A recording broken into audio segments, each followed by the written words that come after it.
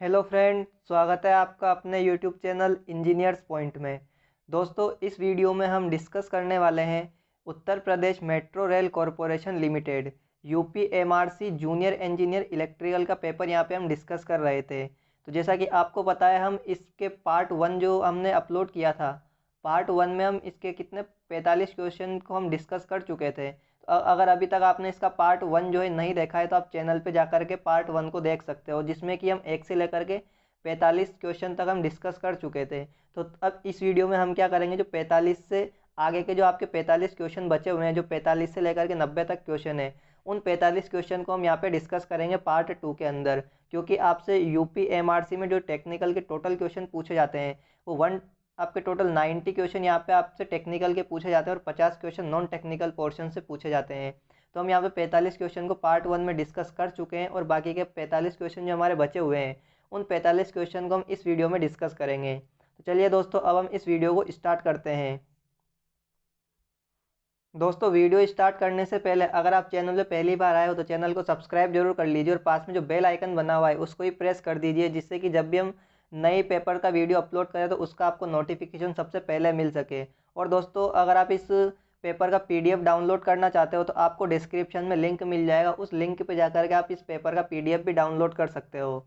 चलिए दोस्तों, अब हम स्टार्ट करते हैं हमारा क्वेश्चन नंबर 46। तो आपका क्वेश्चन नंबर 46 है, which of the following is most common protection device that can make or break the circuit either manually through remote control or normal operation condition. तो आपका यहाँ से पूछा जा रहा है कि ऐसा कौन सा आपका डिवाइस होता है जो किसी भी सर्किट को ब्रेक और मेक करने का काम करता है normal operating under normal operating condition में, चाहे वो आप ऑटोमेटिकली ब्रेक करें या फिर मैनुअली ब्रेक करें या मेक करें। तो आपका ऐसा कौन सा होता है? सर्किट ब्रेकर हमारा क्या होता है?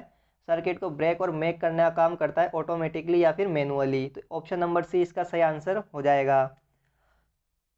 अगला क्वेश्चन है, are usually difficult to treat mathematically and there are no general method variable for solving wide class of this system.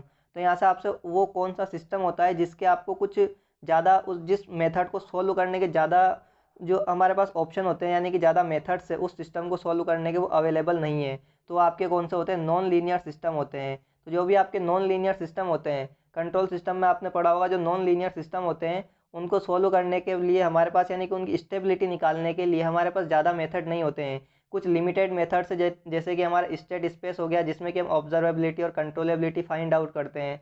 तो कुछ हमारे पास लिमिटेड मेथड है नॉन लीनियर कंट्रोल सिस्टम को सोल्व करने के लिए। लेकिन अगर हम बात करते हैं time variant, time invariant, linear control system, या फिर हम तो इनको सोल्व करने के बाद, इनको सोल्व करने के लिए हमारे पास काफ़ी सारे मेथड है। जैसे कि हमारे पास बोडे प्लॉट हो गया, नाइक्विस्ट प्लॉट हो गया, पोलर प्लॉट हो गया, हर्विट्स क्राइटेरिया होगा। तो इन सभी से हम इनकी स्टेबिलिटी को फाइंड आउट कर सकते हैं। लेकिन नॉन लीनियर कंट्रोल सिस्टम के हमारे पास बहुत ही कम मेथड्स अवेलेबल है। तो इस क्वेश्चन का हमारा आंसर क्या हो जाएगा? ऑप्शन नंबर ए इसका सही आंसर हो जाएगा। नेक्स्ट क्वेश्चन है हमारा,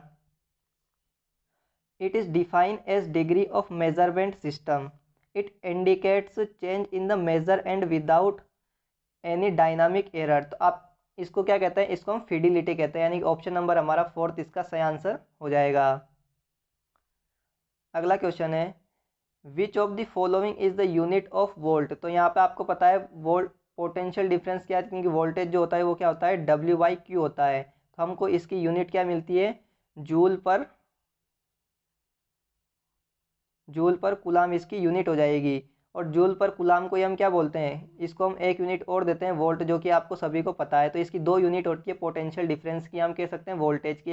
एक यूनिट होती है आपकी जूल पर कुलाम और दूसरी यूनिट हो जाएगी आपकी वोल्ट। तो आपको दोनों यूनिट्स को याद रखना है। तो इसका सही आंसर हो जाएगा ऑप्शन नंबर ए। अगला क्वेश्चन है, which of the following provides leading current which neutralize the lagging inductive component of the load current, that is leading component neutralize or eliminate the lagging component of the load current, thus the power factor of the load circuit is improved। तो यहाँ से आपसे question पूछा जा रहा है कि यहाँ पे इनमें से कौन सा ऐसा इक्विपमेंट है जो कि क्या करता है, आपका जो लोड करंट में जो आपकी लेगिंग कंपोनेंट होता है उसको न्यूट्रलाइज करता है और लीडिंग कंपोनेंट लोड को प्रोवाइड करता है और अपना पावर फैक्टर इम्प्रूव करता है। तो वैसे अगर बात की जाए तो यहाँ पे चारों ही ऑप्शन हमारे क्या करते हैं? पावर फैक्टर को इम्प्रूव करने का काम करते हैं। लेकिन यहाँ से आपको एक चीज़ को ध्यान देना है, तो जो है आपका यहाँ पे लोड साइड, जो हमारा लोड साइड होता है, यहाँ पे हम क्या कनेक्ट करते हैं, कैपेसिटर बैंक को कनेक्ट करते हैं। तो हमारा लोड का पावर फैक्टर इंप्रूव करने के लिए किसका यूज़ किया जाता है, स्टैटिक कैपेसिटर्स का। बाकी के हमारे मल्टीप्लायर्स और फेज एडवांसर और सिंक्रोनस कंडेंसर जो होते हैं, जो हमारा फेस एडवांसर और सिंक्रोनस कंडेंसर ये क्या करते हैं, हमारे ट्रांसमिशन लाइन में यूज़ किए जाते हैं, ट्रांसमिशन लाइन का पावर फैक्टर इंप्रूव करने के लिए। तो यहाँ पे आपको इस क्वेश्चन को अच्छे से अटेम्प्ट करना है, गलत नहीं करना है। अगर आपको लोड का पूछे तो स्टैटिक कैपेसिटर को टिक करना है, और अगर आपको यहाँ से ट्रांसमिशन लाइन का पूछता है तो फेस एडवांसर और सिंक्रोनस कंडेंसर को आपको टिक करना है। नेक्स्ट क्वेश्चन है,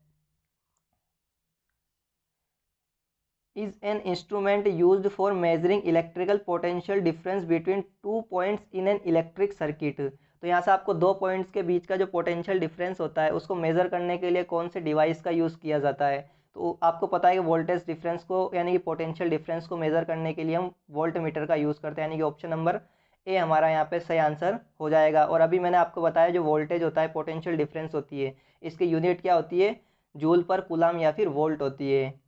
नेक्स्ट क्वेश्चन है, in intrinsic semiconductor the number of electrons is equal to number of electron dash number of holes. तो अगर बात करते हैं यहाँ पे इंट्रेंसिक सेमीकंडक्टर की, तो आपका जो इंट्रेंसिक सेमीकंडक्टर होता है इसमें कंसंट्रेशन ऑफ इलेक्ट्रॉन्स आपकी बराबर होती है कंसंट्रेशन ऑफ होल के। तो यहाँ पे हमारे इंट्रेंसिक में क्या हो जाएगा, कंसंट्रेशन ऑफ इलेक्ट्रॉन बराबर हो जाएगी कंसंट्रेशन ऑफ होल के। तो हमारा ऑप्शन नंबर क्या हो जाएगा, सी इसका सही आंसर हो जाएगा, electrons is equal to number of holes.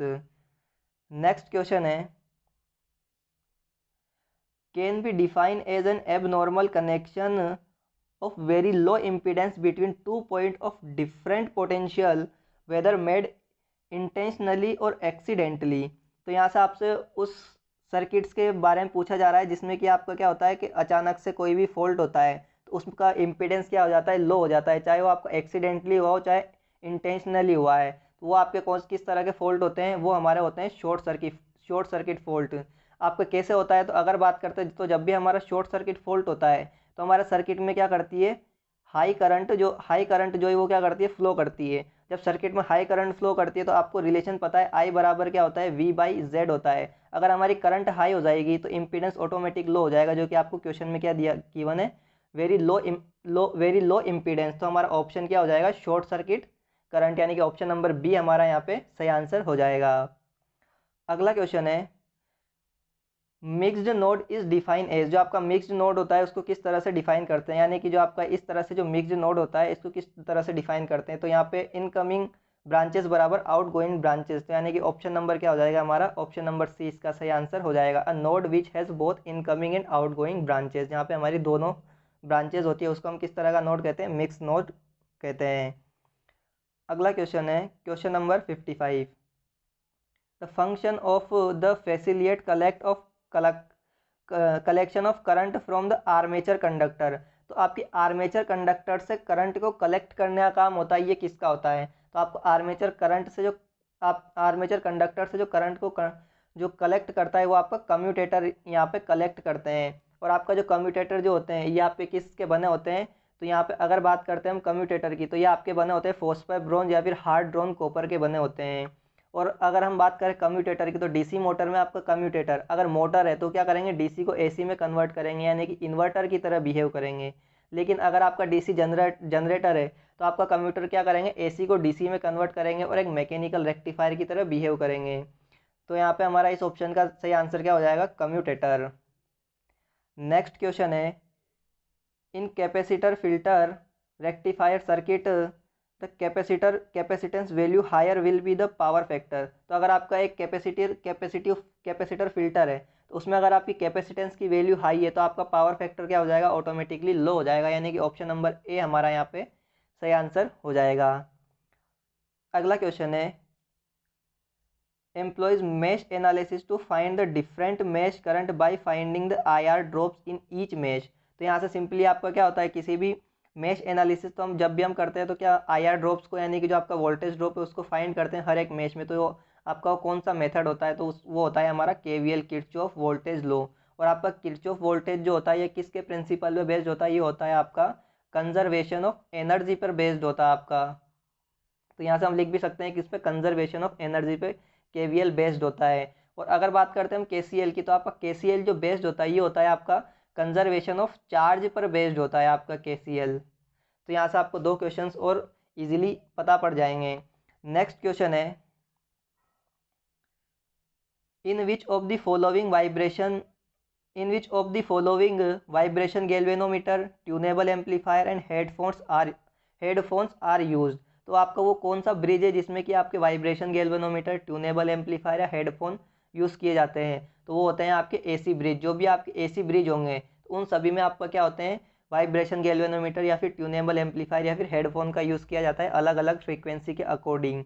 यहाँ पे अगर दोस्तों हम इनकी फ्रीक्वेंसी की बात करते हैं तो आपका वाइब्रेशन गैल्वेनोमीटर जो होता है इसकी फ्रीक्वेंसी की बात करें तो इसकी फ्रीक्वेंसी होती है आपकी 5 हर्ट्ज से लेकर के 1 किलो हर्ट्ज तक।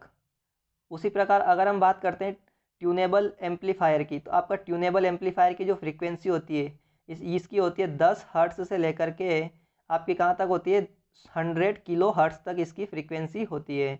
और अगर हम बात करते हैं यहाँ पे हेडफोन की, तो यहाँ पे हमारे हेडफोन की जो फ्रीक्वेंसी होगी वो हो जाएगी हमारे, ये हेडफोन की जो फ्रीक्वेंसी होगी तो ये हो जाएगी हमारी 250 हर्ट्ज से लेकर के 4 किलो हर्ट्ज तक। तो यहाँ पे ये इनकी अलग अलग फ्रीक्वेंसी रेंज होती है, इसके अकॉर्डिंग हम इनको यूज़ करते हैं जो भी हमको फ्रीक्वेंसी रेंज की आवश्यकता होती है। अगला क्वेश्चन है हमारा, is also known as inverter. तो आपका कौन सा गेट है जिसको हम इन्वर्टर की तरह यूज़ करते हैं? तो ये आपका हो जाएगा नॉट गेट। यहाँ पे अगर हम बात करते हैं नोट गेट के सिंबल की, तो आपका नोट गेट का जो सिंबल होता है कुछ इस प्रकार होता है। यहाँ पे ये इस तरह से आपको एक नोट गेट का सिंबल जो है वो देखने को मिलता है। और आपकी नोट गेट की जो टेबल होती है उसमें क्या होता है कि जब भी अगर ये आपका A हो गया इनपुट और ये आपका Y आउटपुट हो गया, तो अगर हम यहाँ पे इनपुट में 1 देंगे तो आउटपुट में हमको 0 मिलेगा, यानी कि इन्वर्ट उल्टा करके देगा। अगर हम यहाँ पे इनपुट में 0 देंगे तो हमको आउटपुट में Y मिलेगा। और अगर हम बात करते हैं इसके स्विचिंग सर्किट की, तो ये आपका किस तरह से स्विचिंग सर्किट होता है, इसमें आपका जो स्विच होता है वो पैरेलल में कनेक्ट होता है। इस तरह से इस हमारा यहाँ पे नॉट गेट का स्विचिंग सर्किट होता है। यहाँ पे आपको कभी कभी स्विचिंग सर्किट भी पूछा जा सकता है। तो यहाँ पे हमारा क्या होता है, ये V आउटपुट होता है हमारा। तो ये हमारा क्या होता है, स्विचिंग सर्किट होता है। अगला क्वेश्चन है, in industry is required for melting of metal, moulding of glass, enabling of copper and यहाँ से आपको आगे क्वेश्चन है baking of insulator and welding. तो यहाँ से इन सब के लिए किसका यूज़ करते हैं, इलेक्ट्रिक हीटिंग का हम यहाँ पे इंडस्ट्री में यूज़ करते हैं इन सारे काम को परफॉर्म करने के लिए। अगर हम बात करते हैं यहाँ पे इलेक्ट्रिक हीटिंग की, तो आपकी इलेक्ट्रिक हीटिंग जो होती है ये आपकी टू टाइप्स की होती है, जो कि आपकी कौन कौन सी होती है। एक तो होती है आपकी पावर फ्रीक्वेंसी और एक होती है आपकी हाई फ्रीक्वेंसी हीटिंग। अगर हम बात करते हैं पावर फ्रीक्वेंसी हीटिंग की, तो ये आपकी 2 तरह की होती है, एक होती है रेसिस्टेंस हीटिंग और एक होती है आपकी आर्क हीटिंग। उसी प्रकार हम हाई फ्रीक्वेंसी की बात करते हैं तो ये आपकी 2 तरह की होती है, एक इंडक्शन हीटिंग और एक डाइलेक्ट्रिक हीटिंग। फिर इसमें भी आपके कुछ अलग अलग सब पार्ट डिवाइडेड होते हैं। चलते हैं हम नेक्स्ट क्वेश्चन पे। तो नेक्स्ट क्वेश्चन है हमारा, high resistance are provided with guard terminal, this guard terminal used to. तो जो आपके जो गार्ड टर्मिनल यूज़ करते हैं जिसमें हम हाई रेसिस्टेंस प्रोवाइड करते हैं, तो हम गार्ड टर्मिनल का यूज़ क्यों करते हैं? तो हम जो गार्ड टर्मिनल का यूज़ करते हैं वो लीकेज करंट को बाईपास कराने के लिए यूज़ करते हैं। जो भी हमारे इंस्ट्रूमेंट में लीकेज करंट होती है उसको बाईपास कराने के लिए हम गार्ड टर्मिनल का यूज़ करते हैं। उसी प्रकार यहाँ से अगर बात करते हैं हम, यहाँ पे आपकी एक होती है बायाफाइलर वाइंडिंग होती है। ये आपकी क्यों यूज़ होती है, ये आपकी जो यूज़ होती है इंडक्टिव इफेक्ट को कम करने के लिए यूज़ होती है। और एक होती है आपकी आरियटन पेरी वाइंडिंग, ये होती है आपकी आरियटन पेरी वाइंडिंग। तो ये यूज़ होती है आपकी इसको कैपेसिटी इफेक्ट को कम कम करने के लिए। तो यहाँ से आपको 3 क्वेश्चन और 2 क्वेश्चन और आपको याद रखने हैं, ये भी आपसे एग्जाम में पूछे जा सकते हैं। नेक्स्ट क्वेश्चन की बात करेंगे तो अगला क्वेश्चन है हमारा, of the consumer may be either connected to distributor or sub distributor depending upon the position and agreement of consumer। तो यहाँ से आपको डिस्ट्रीब्यूटर और सब डिस्ट्रीब्यूटर से जो कनेक्ट होते हैं वो कौन से होते हैं, आपके सर्विसमैन, यानी कि ऑप्शन नंबर बी इसका हमारा सही आंसर हो जाएगा। नेक्स्ट क्वेश्चन है, the pole face shaped to fit the curvature of the armature are known as. तो यहाँ से अगर बात करूँ मैं डायग्राम बनाने की, तो यहाँ से आपको डायग्राम के माध्यम से समझाता हूँ। तो यहाँ से आपका जो एक पोल होता है उसका कुछ इस तरह से शेप होता है। तो आपका जो आगे वाला पोर्शन होता है इसको तो हम क्या कहते हैं, पोल शू कहते हैं। और आपका पीछे वाला भाग होता है, इस पर आपकी वाइंडिंग कनेक्टेड होती है, तो इसको हम क्या कहते हैं, पोल कोर कहते हैं। तो जो आपका आर्मेचर के साथ जो कर्व बनाता है उसको, कर्व जो बनाता है उसको क्या कहेंगे, हम पोल शू कहेंगे। यानी कि ऑप्शन नंबर हमारा यहाँ पे सी इस क्वेश्चन का सही आंसर हो जाएगा। नेक्स्ट क्वेश्चन है, control system in which the output has no influence or affect on the control action of the input signal. तो आपका ऐसा कौन सा कंट्रोल सिस्टम होता है जिसमें आपका इनपुट बदलने से आपका आउटपुट में, जो आपका आउटपुट है वो इनपुट पे इफेक्ट नहीं डालता है। तो जो हमारा वो होता है कौन सा, ओपन लूप कंट्रोल सिस्टम। क्योंकि ओपन लूप सिस्टम में कोई भी हमारा फीडबैक का यूज़ नहीं किया जाता है, तो उसका आउटपुट जो है वो इनपुट पे कोई भी इफेक्ट नहीं डालता है। तो इस क्वेश्चन का हमारा ऑप्शन नंबर बी यहाँ पे सही आंसर हो जाएगा। नेक्स्ट क्वेश्चन है, some metal lose all resistivity abruptly and completely at some low temperature above 0 degree kelvin, this phenomena is called. तो यहाँ से आपके कुछ मेटल्स होते हैं जो कि क्या करते हैं, आपकी रेसिस्टिविटी की जो उनकी प्रॉपर्टीज़ होती है उसको एब्रप्टली या फिर कम्प्लीटली, यानी कि एब्रप्टली यानी कि अचानक से और जल्दी से टोटली लूज कर देते हैं कुछ लो टेम्परेचर पे। तो उसको हम, उसकी जो वो प्रॉपर्टी होती है उस प्रॉपर्टी को हम क्या कहते हैं, तो उस प्रॉपर्टी को हम सुपर कंडक्टिविटी कहते हैं। यानी कि ऑप्शन नंबर बी इस क्वेश्चन का हमारा सही आंसर हो जाएगा। अब चलेंगे नेक्स्ट क्वेश्चन पे जो कि हमारा क्वेश्चन नंबर 66। तो क्वेश्चन नंबर 66 है, ड्रेन करंट जो कि होती है आपकी आई डी, और आपका गेट सोर्स वोल्टेज जो गेट टू सोर्स यानी कि हम कह सकते हैं वी जी एस। तो यहाँ से आपको आई डी और वी जी एस के बीच में जो n channel enhancement type MOSFET होता है उसकी आपको कैरेक्टरिस्टिक्स बतानी है। तो यहाँ से आपको आई डी और वी एस एस की जो वी जी एस की जो कैरेक्टरिस्टिक्स मिलती है मॉसफेट में, तो आपको कुछ इस तरह से इसकी कैरेक्टरिस्टिक्स देखने को मिलती है अगर आपने कभी पढ़ा होगा तो। ऑप्शन नंबर बी हमारा इसका सही आंसर हो जाएगा। यहाँ पे अगर बात करते हैं मॉसफेट की, तो मॉसफेट की फुल फॉर्म की बात करें तो इसकी फुल फॉर्म होती है metal oxide semiconductor field effect transistor. ये आपको इसकी फुल फॉर्म भी याद रखनी है। नेक्स्ट क्वेश्चन है हमारा question number 67, the most conventional methods of generating electric power with reasonable high efficiency. जो आपका कन्वेंशनल मेथड होता है जो इलेक्ट्रिकल पावर को जनरेट करता है, तो वो होता है आपका थर्मल पावर। यानी कि ऑप्शन नंबर ए हमारा यहाँ पे सही आंसर हो जाएगा। क्योंकि हमारा थर्मल पावर प्लांट जो है ये क्या करता है, हमारा किसी भी कंडीशन में, यानी कि हमेशा जनरेशन के लिए यूज़ होता है चाहे आपकी कोई सी भी कंडीशन हो। तो ऑप्शन नंबर ए हमारा इसका सही आंसर हो जाएगा। नेक्स्ट क्वेश्चन है, यहाँ से आपसे डेफिनेशन पूछी गई है एनर्जी एफिशिएंसी की। तो यहाँ से क्वेश्चन है हमारा, the ratio of electrical energy supply by a battery to the amount of electrical energy required to return it to in state before discharging is define as. तो हम उसको क्या कहते हैं, एनर्जी एफिशिएंसी कहते हैं। तो यहाँ से आपको सिंपली एनर्जी एफिशिएंसी की डेफिनेशंस पूछी गई है, तो आपको इसकी डेफिनेशंस याद रखनी है, तो आप इसको ईजिली टिक कर पाओगे। नेक्स्ट क्वेश्चन है हमारा, विच of the following is not an example of secondary instrument. तो हमारे सेकेंडरी इंस्ट्रूमेंट है उसका एग्जाम्पल कौन से नहीं होते हैं। तो यहाँ पे आपको प्राइमरी इंस्ट्रूमेंट के एग्जाम्पल बताने हैं। तो यहाँ पे आपका प्राइमरी इंस्ट्रूमेंट की बात करता हूँ, तो यहाँ पे हमारा प्राइमरी इंस्ट्रूमेंट की कैटेगरी में आता है टेंजेंट गैल्वेनोमीटर। इसी के साथ हमारे प्राइमरी इंस्ट्रूमेंट होते हैं उसके कुछ और एग्जाम्पल होते हैं। जैसे अगर मैं बात करूँ तो यहाँ पे एक होता है हमारा बैलेंस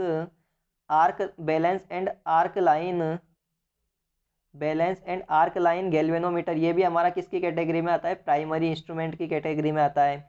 उसके अलावा यहाँ पे हमारा एक और होता है, वो होता है आपका रेले करंट। तो ये भी हमारा किस कैटेगरी में आता है, ये भी हमारा प्राइमरी इंस्ट्रूमेंट की कैटेगरी में आता है। तो आपको इन तीनों के नाम याद रखने हैं जो कि आपके प्राइमरी इंस्ट्रूमेंट की कैटेगरी में आते हैं। बाकी इन तीनों को छोड़कर जितने भी आपके इंस्ट्रूमेंट होंगे वो सारे सेकेंडरी इंस्ट्रूमेंट की कैटेगरी में आएंगे। तो हो सकता है आपसे यहाँ से नेक्स्ट एग्जाम में, किसी भी एग्जाम में इन दो इंस्ट्रूमेंट को नाम दे करके यहाँ से आपसे पूछा जा सकता है कि प्राइमरी इंस्ट्रूमेंट कौन सा है। नेक्स्ट क्वेश्चन है, the instrument which uses a permanent magnet for creating a stationary magnetic field between which is the coil moves it known as. तो आपका जो परमानेंट मैग्नेट जो यूज़ होती है इंस्ट्रूमेंट में, तो वो होती है आपकी पीएमएमसी इंस्ट्रूमेंट में। तो यहाँ पे अगर बात करते हैं हम पीएमएमसी इंस्ट्रूमेंट की, तो ये आपका पीएमएमसी इंस्ट्रूमेंट जो वर्क करता है किस पे करता है, डीसी सप्लाई पे वर्क करता है। और ये क्या करता है, आपका एवरेज वैल्यू को मेज़र करने का काम करता है। उसी के साथ इसका जो टॉर्क टू वेट रेशियो होता है ये भी हाई होता है। तो यहाँ पे हम कह सकते हैं इसका हाई क्या होता है, टॉर्क टू वेट रेशियो होता है। उसके अलावा जब इसका टॉर्क टू वेट रेशियो है तो इसकी सेंसिटिविटी हाई होगी। और इसमें डैम्पिंग की बात करें तो किस तरह की डैम्पिंग का यूज़ किया जाता है, तो इसमें एडी करंट डैम्पिंग का हम यूज़ करते हैं। उसी के अलावा अगर हम इसमें कंट्रोलिंग टॉर्क की बात करते हैं तो इसमें कौन सा स्प्रिंग कंट्रोल मेथड का हम यहाँ पे SPRI स्प्रिंग कंट्रोल मेथड का हम यहाँ पे यूज़ करते हैं, किसके लिए, कंट्रोलिंग टॉर्क प्रोवाइड करवाने के लिए। तो यहाँ से आपको इन सारी चीज़ों को याद रखना है पीएमएमसी इंस्ट्रूमेंट के लिए। नेक्स्ट क्वेश्चन है, which of the following welding process uses a continuously fed electrode through a welding gun and the operator need to pull a trigger in order to feed a consumable electrode। तो वो आपकी किस तरह की welding होती है जिसमें कि आपको कंटिन्यूअसली क्या होता है, इलेक्ट्रोड को फीड करना होता है वेल्डिंग करने के लिए। तो वो होती है आपकी क्या, गैस मेटल आर्क वेल्डिंग। तो इसमें हम क्या करते हैं, फिलर मटेरियल का यूज़ करते हैं। तो हमको कंटिन्यूअसली क्या करना होता है, उस फिलर मटेरियल को इसमें डालना होता है जिससे कि उस जिस जगह पे अब हमको वेल्डिंग करनी है वहाँ पे वेल्डिंग होती जाती है। तो ऑप्शन नंबर सी इस क्वेश्चन का हमारा सही आंसर हो जाएगा। नेक्स्ट क्वेश्चन है, which part of induction motor among the following carries 3 phase winding at feed from a 3 phase supply. Induction motor का ऐसा कौन सा पार्ट होता है जो कि आपका क्या करता है, 3 फेस सप्लाई से कनेक्ट होता है और उसके अंदर 3 फेस वाइंडिंग होती है। तो ये आपका होता है स्टेटर। तो हम स्टेटर में क्या करते हैं, 3 फेस वाइंडिंग रखी जाती है और उसी स्टेटर वाइंडिंग को हम सप्लाई से कनेक्ट करते हैं इंडक्शन मोटर में। तो ऑप्शन नंबर बी हमारा यहाँ पे सही आंसर हो जाएगा। अब चलेंगे नेक्स्ट क्वेश्चन पे, conduction of current in both direction is in an element, जैसे कि हमारा हो गया resistance, inductance, capacitance with the same magnitude in terms as. तो आपका जो दोनों डायरेक्शन में एलिमेंट वर्क कर सकते हैं, जैसे कि हमारा रेसिस्टेंस, इंडक्टेंस या कैपेसिटेंस, चाहे अगर बात करें तो ये अगर हमारा रेसिस्टेंस है, चाहे हम इसमें इस डायरेक्शन से करंट फ्लो करवाएं चाहे इस डायरेक्शन से करंट फ्लो करवाएं, तो इसमें हमेशा ऑलवेज करंट फ्लो करती है। तो ये हमारा कौन से होते हैं, बाईलेटरल एलिमेंट होते हैं जिसमें कि दोनों डायरेक्शन से हम करंट का फ्लो करवा सकते हैं। तो नेक्स्ट क्वेश्चन है हमारा, विच of the below is not a merit of static relay. तो यहाँ से आप ये जो ऑप्शन दिए गए हैं इनके अकॉर्डिंग जो आपकी स्टैटिक रिले होती है वो स्टैटिक रिले का एडवांटेज नहीं है। तो यहाँ पे अगर बात करते हैं फास्ट रेस्पॉन्स, तो ये आपका स्टैटिक रिले का एडवांटेज होता है। उसी पे अगर कॉम्पैक्ट साइज भी यानी कि उसका साइज कम होता है स्टैटिक रिले का, ये भी आपका एक एडवांटेज होता है। Sensitive to low voltage transient, ये भी उसका एक एडवांटेज होता है। लेकिन लॉन्ग लाइफ जो आपकी स्टैटिक रिले होती है इसकी लाइफ लॉन्ग नहीं होती है, इसकी शॉर्ट लाइफ होती है, या हम कह सकते हैं कम लाइफ होती है स्टैटिक रिले की। तो ऑप्शन नंबर डी हमारा यहाँ पे सही ऑप्शन हो जाएगा। नेक्स्ट क्वेश्चन है हमारा question number 75, find the voltage potential at different node that provide a common connection for 2 or more circuit component in a circuit. तो यहाँ से आपके जो क्वेश्चन पूछा जा रहा है, क्वेश्चन है आपका पोटेंशियल डिफरेंस जो हम जो नोड पे फाइंड आउट करते हैं कॉमन कनेक्शन में 2 या 2 से ज़्यादा सर्किट के लिए, सर्किट कंपोनेंट के लिए, तो वो कौन सा होता है हमारा, नोड वोल्टेज एनालिसिस। तो नोडल वोल्टेज एनालिसिस होता है जिसमें कि हम क्या कर सकते हैं, अलग अलग सर्किट्स के लिए यहाँ पे अलग अलग इक्वेशंस बना सकते हैं। तो ऑप्शन नंबर सी हमारा यहाँ पे सही आंसर हो जाएगा। अब चलेंगे नेक्स्ट क्वेश्चन पे। तो नेक्स्ट क्वेश्चन है हमारा क्वेश्चन नंबर 76। क्वेश्चन नंबर 76 है, determine the ability of a transformer to provide constant voltage for variable load. तो यहाँ से आपसे क्वेश्चन पूछा जा रहा है कि जो ट्रांसफॉर्मर की वो एबिलिटी जो होती है वो हम किससे डिफाइन करते हैं, कि जो उसमें जो कांस्टेंट वेरिएबल है, कांस्टेंट वोल्टेज है वो लोड के वेरिएबल होने से कितना चेंज हुआ, तो वो होता है हमारा voltage regulation of a transformer. अगर मैं आपको वोल्टेज रेगुलेशन की एक सिंपल सी डेफिनेशन बताऊं तो वोल्टेज रेगुलेशन होता है आपका कि आउटपुट टर्मिनल जो होते हैं ट्रांसफॉर्मर के, तो यानी कि आउटपुट टर्मिनल में जो वोल्टेज में जब चेंज होता है तो उसके रेस्पेक्ट में इनपुट टर्मिनल में कितना चेंज हुआ है, इनपुट टर्मिनल वोल्टेज में कितना चेंज हुआ है, वही आपका वोल्टेज रेगुलेशन होता है। तो हम यहाँ से वोल्टेज रेगुलेशन की डेफिनेशंस भी लिखते हैं कि वोल्टेज रेगुलेशन हमारा क्या होता है, V no load voltage minus V full load upon में वी फुल लोड, यानी कि फुल लोड के रेस्पेक्ट में हमारा नो लोड से फुल लोड तक कितना चेंज हुआ है, यही हमारा वोल्टेज रेगुलेशन होता है। तो ऑप्शन नंबर बी इस क्वेश्चन का सही आंसर हो जाएगा। अगला क्वेश्चन है हमारा, इस machine that converts mechanical energy into electrical energy. तो यहाँ से आपको उस मशीन का नाम बताना है जो मैकेनिकल एनर्जी को इलेक्ट्रिकल एनर्जी में कन्वर्ट करती है। तो आप सभी को इजीली पता होगा वो कौन सा होता है, आपका जनरेटर। तो ऑप्शन नंबर सी यहाँ पे इस क्वेश्चन का सही आंसर हो जाएगा। नेक्स्ट क्वेश्चन है, is the analytical method use to change complex circuit into a simple equivalent circuit consisting a single resistance in series with voltage source. तो आपका जो कॉम्प्लेक्स सर्किट होता है उसको हम सोल्व करते हुए एक सिंप्लीफाइड सर्किट में चेंज कर लेते हैं, जिसमें कि आपका एक रेसिस्टेंस होता है और उसके सीरीज में एक वोल्टेज सोर्स होता है। तो वो आपका किस तरह का थ्योरम्स होती है, तो आपकी होती है थेवेनिन थ्योरम, जिसमें कि आपको पता है हम किसी भी कॉम्प्लिकेटेड सर्किट को एक सिंप्लीफाइड फॉर्म में सोल्व कर लेते हैं, जिसमें कि आपका एक RTH होता है, थेवेनिन रेसिस्टेंस होता है, और थेवेनिन वोल्टेज होता है VTH। तो हम किसी भी कॉम्प्लिकेटेड सर्किट को थेवेनिन थ्योरम के थ्रू सोल्व कर लेते हैं, यानी कि ऑप्शन नंबर बी हमारा यहाँ पे सही आंसर हो जाएगा। अगला क्वेश्चन है, इन वोल्ट मीटर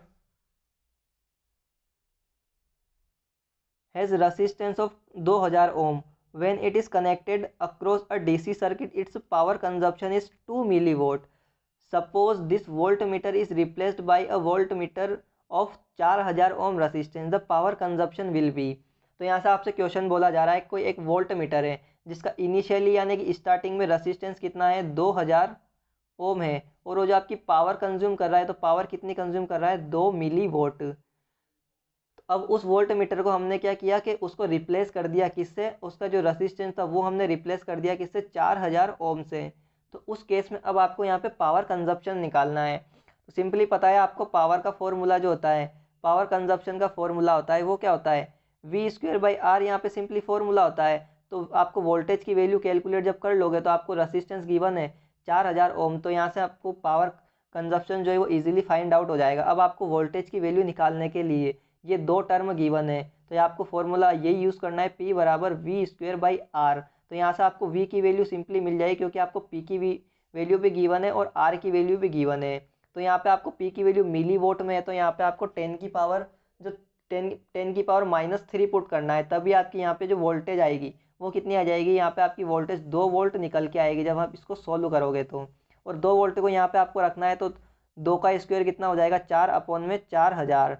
तो यहाँ से 4/4000 कितना हो जाएगा, 4 से 4 कट जाएगा, तो ये आपका हो जाएगा 1, और 3 0 है तो मिली में हो जाएगा, यानी कि 1 मिली वोट। यानी कि ऑप्शन नंबर हमारा कौन सा, डी यहाँ पे सही आंसर हो जाएगा, 1 मिली वोट।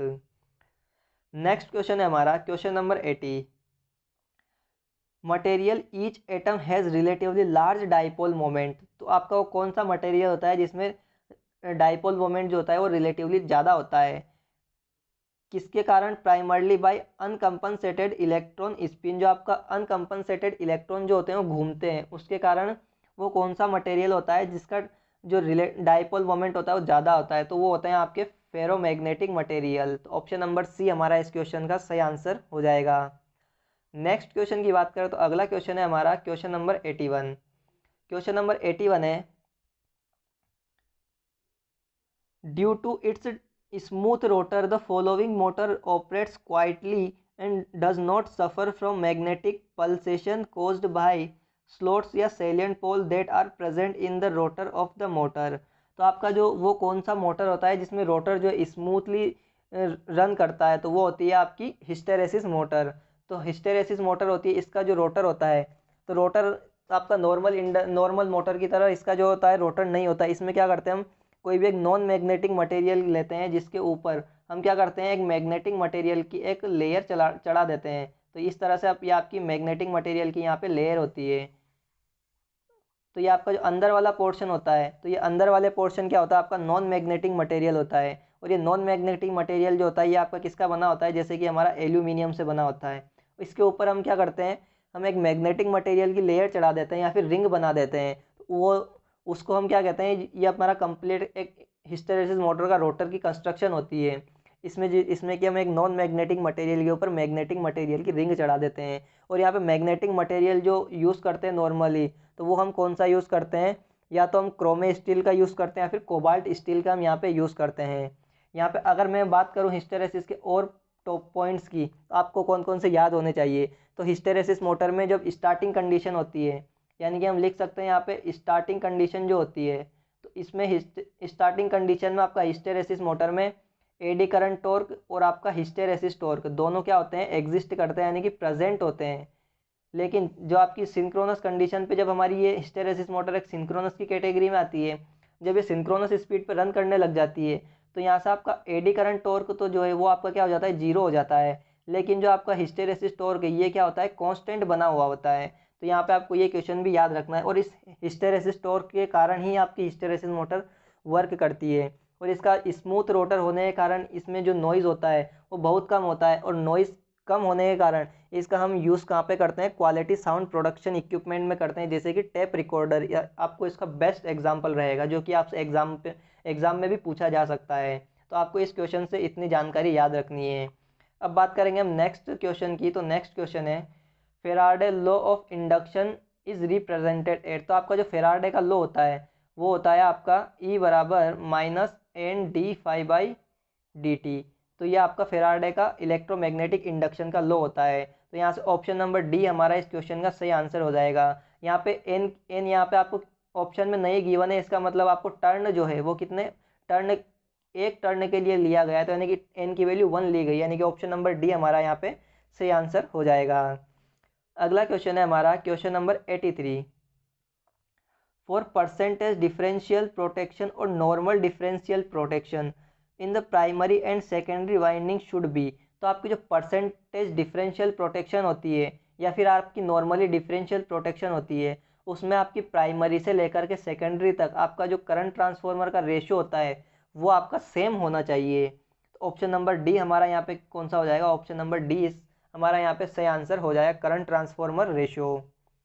नेक्स्ट क्वेश्चन की बात करें तो क्वेश्चन नंबर 84 है the following have high electrical resistance and essentially in order that the current drone by the them is small and consequently the power absorb is small.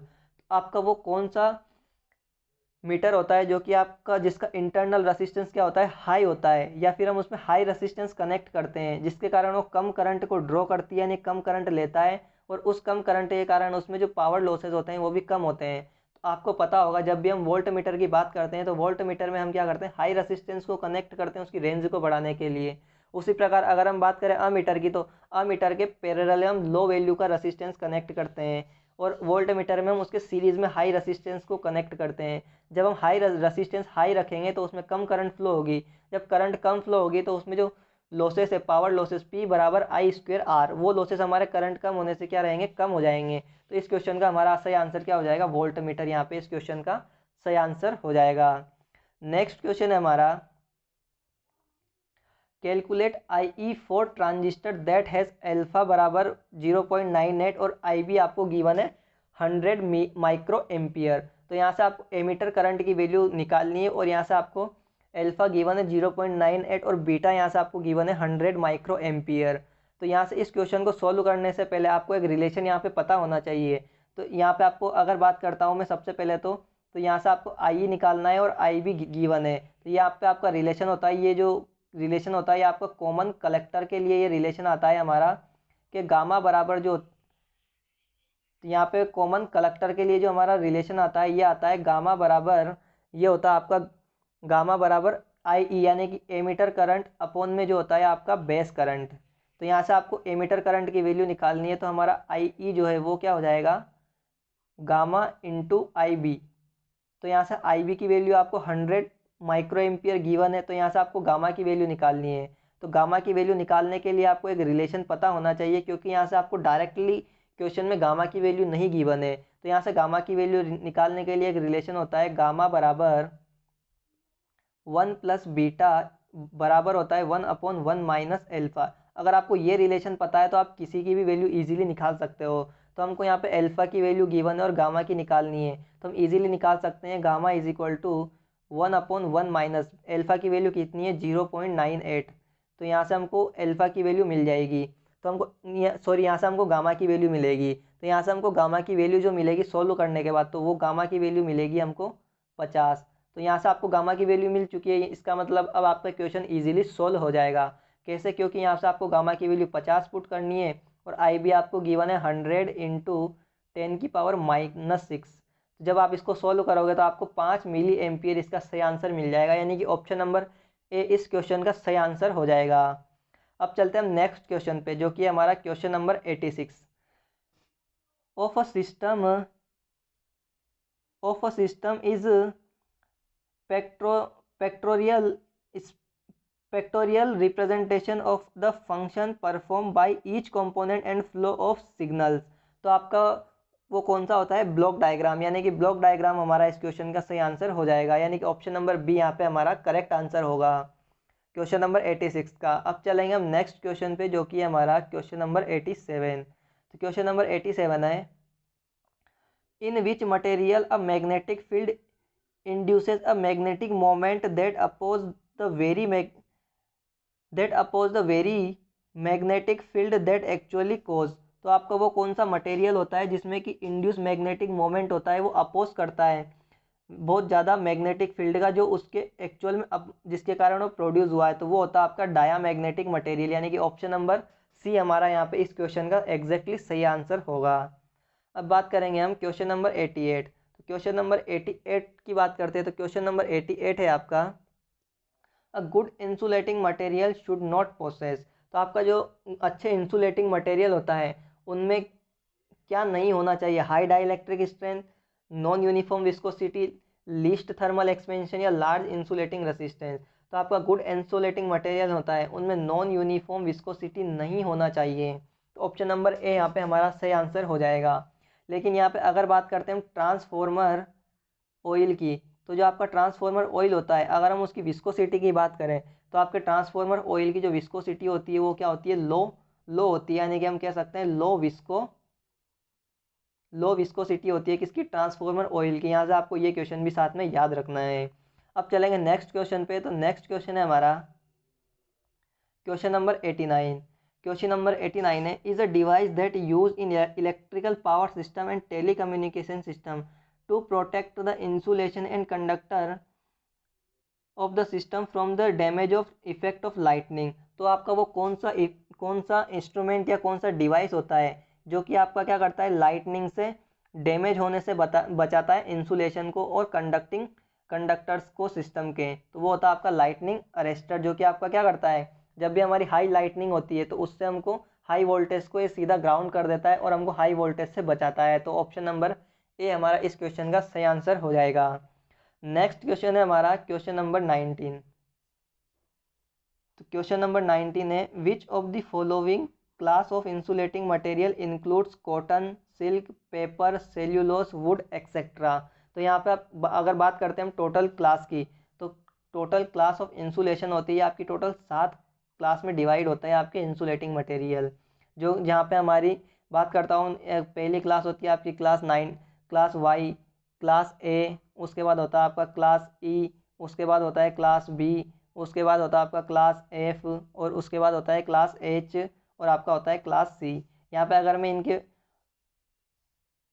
Temperature की बात करूँ तो इसमें होता है क्लास वाई में 90 degree, class ए में होता है आपका 105 डिग्री, क्लास ई में होता है आपका 120 डिग्री, और क्लास बी में होता है आपका 130 डिग्री, और क्लास में एफ में होता है आपका अप्रॉक्सीमेट 155 डिग्री, कहीं कहीं पे आपको इसका 150 भी मिल जाएगा, और क्लास एच में होता है आपका 180 डिग्री, और क्लास सी में होता है आपका अबव 180 डिग्री। तो यहाँ पे आपके 7 तरह की अलग अलग इंसुलेटिंग मटेरियल की क्लास होती है।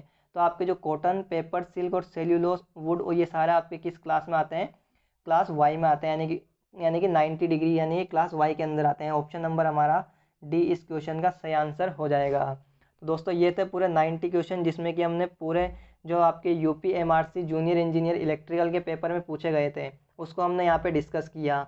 इससे आगे जो है आपको यहाँ पे जो नॉन टेक्निकल पोर्शन है उसके क्वेश्चन स्टार्ट हो जाते हैं। तो अगर आप इस पेपर का पीडीएफ डाउनलोड करना चाहते हो तो आपको उसका लिंक इसी वीडियो के डिस्क्रिप्शन में मिल जाएगा, तो आप वहाँ से जा कर के डाउनलोड कर सकते हो।